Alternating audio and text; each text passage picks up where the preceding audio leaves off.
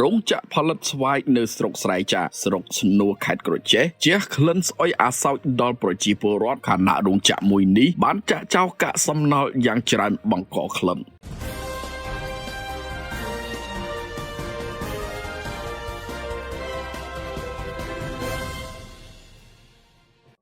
ប្រជាពលរដ្ឋបង្ហាញក្តីព្រួយបារម្ភជាខ្លាំងខណៈក្រុមហ៊ុនកែច្នៃផលិតស្វាយវិចខ្ចប់មួយកន្លែងស្ថិតនៅតាមបណ្ដោយផ្លូវជាតិលេខ7ភូមិក្បាលត្រាចឃុំស្រែចាស្រុកស្នួរខេត្តក្រចេះបានបង្ហូរកាកសំណល់ទឹកស្អុយចូលក្នុងប្រឡាយទឹកយ៉ាងកខ្វក់ធ្វើឲ្យប្រជាពលរដ្ឋបង្ហាញនូវក្តីព្រួយបារម្ភយ៉ាងខ្លាំងដែលអ្នកទទួលរងគ្រោះគឺជាប្រជាពលរដ្ឋនៅពេលនេះពុំទាន់ឃើញមានចំណាត់ការពីសំណាក់មន្ត្រីជំនាញឬអាជ្ញាធរនោះទេនេះបើយោងតាមអង្គភាពសារព័ត៌មាន Night TV ទទួលបានកាលពីថ្ងៃទី23ខែមិថុនាឆ្នាំ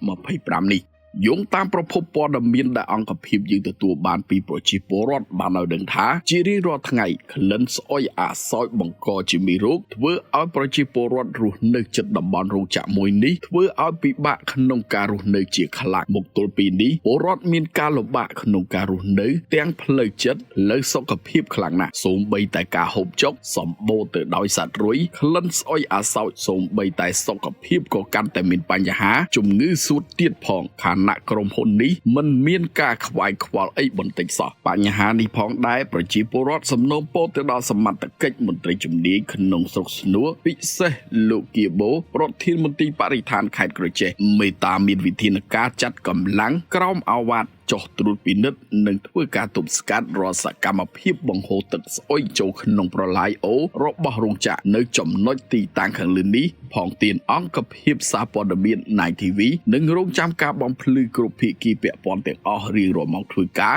ឬទំនាក់ទំនងតាមលេខទូរស័ព្ទ012 79 95 និង 72